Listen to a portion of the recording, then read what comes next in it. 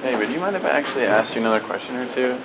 I found it really interesting. And you really are just a student? I really am just a really concerned student. Yeah. Okay, go ahead.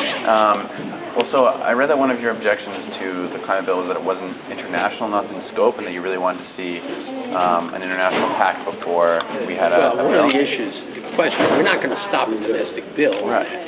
But one of the realities is if China and India and some of the ASEAN countries were not to participate in any way in a global agreement, then what we do here would be an absolute waste of time. Right, but I mean, it's legally our delegate Todd Stern going to Copenhagen can't sign anything that we haven't done domestically already, so it doesn't really, you can't have one before the other. Well, there's not going to be an agreement. There's going to be an agreement to get an agreement. I hope not. Well, look, if we can't sign anything we haven't done, right. and the EU can't sign anything they haven't done, and China can't sign, well, China can do whatever they want. You know, the point is that hopefully Copenhagen, and we'll have a lot of people there, will move the ball forward. Right. Well, but it's just getting so late, you know, I mean, it's not getting Pachauri said by 2015, if we haven't, you know, reduced our carbon emissions, our growth to 0%, then it could be too late.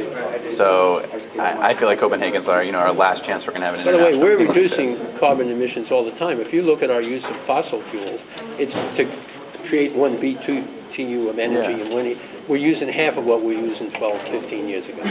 Well, we've been going up 3% every year for the last few years. We're using half of what we did to create a unit of energy. So if we were still doing what we were doing 15 years ago, we'd be using twice what we're using now to create a thing of energy, and then the growth. You notice we're going to have 300 right. Well, that's people. the biggest problem. You think we should get rid of them? No, I think we just have to have a sustainable future that's based on think sustainable we should development. Too. Yeah. I guess then just one more question I wanted to ask you about was on the committees. You mentioned those.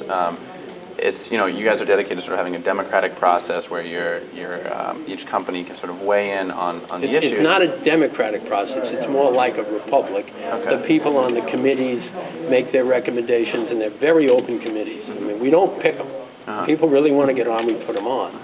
And then they make a recommendation, and our board votes on it. And it's a broad-based thing, because I've got to have, and my team's got to have some flexibility at 3 o'clock in the morning. Otherwise, you're totally inept. So of the 5 companies that quit, and the Nike that quit from the board. Yeah, with Al Gore on the board, and they did Nike with Al was on the. So were they sitting in on the committees for that? Did they get a vote in these committees on what your stance on the climate policy was? It's very interesting about the Nike guys. They were invited to come on any committee they want. They never went to an environmental committee. They never asked an environmental question.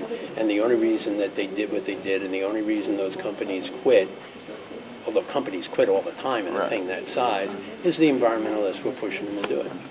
And then to make it public. Right. And think about it. You study science here and numbers? A little bit. Yeah.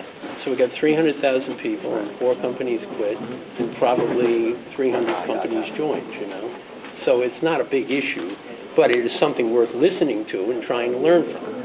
Well, is it, I guess something that would just really comfort me, I guess, on sort of what you guys do is if, like, you guys could publicly release the votes of these committees and how you guys come up with these climate stances, because it certainly does seem a lot like in the news right now that you guys are going against the wishes of a lot of the businesses that are your members, and sort of unclear why you're going to do these. Do you think we could take in $250 million a year if we were going against the wishes of our members? Well, some of them quit. I mean, I guess but people think in some ways that company boards and chamber boards and everything operate like the Congress, where they have a committee vote of 11-7.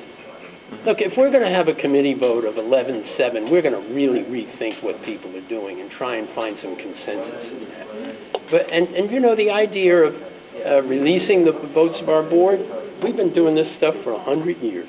In fact, next year is our 112th. It's the 100th anniversary. I think we got a system. Anyway, it's good to see you. Well, thank you very much. And it's an urgent problem, so I really hope you guys... I understand. It's an urgent problem, but we ought to do it right. Yes, but I think we have to act no matter what, as soon as possible, even if it's a little imperfect. Look, I'm not looking for perfect. I'm an 80% guy. You can get 80%, you're ahead of the game. All right. Well, thank you. Thanks. Good to see you. I just thank you so much for being here today. No, it was fun. Yeah, I was wondering,